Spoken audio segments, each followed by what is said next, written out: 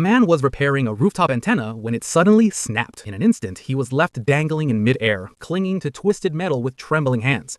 Panic took over. He screamed for help, but his grip was failing fast. Just as his fingers began to slip, something enormous launched itself upward. A massive red dog burst into the air and caught him. The crowd below froze in disbelief. No one had ever seen a dog that large in their entire lives. It felt impossible, unnatural, like something that shouldn't exist. But only a few days earlier, this creature had been nothing more than a tiny puppy.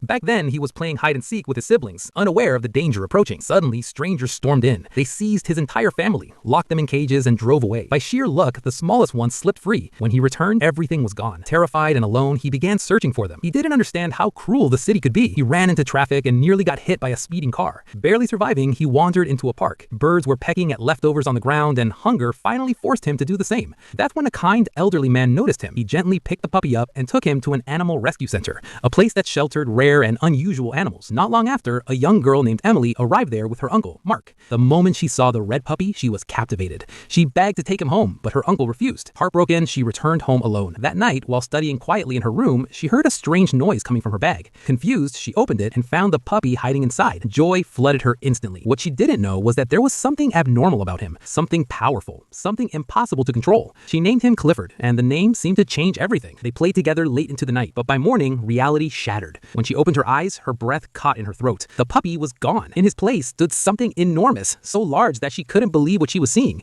She rushed to wake her uncle. The sight left him speechless. Hoping to avoid attention, they took him to a park, but there was no hiding something that big. People stopped. Crowds gathered. Phones came out. Photos were taken, videos were uploaded, and within hours, the images spread across the internet.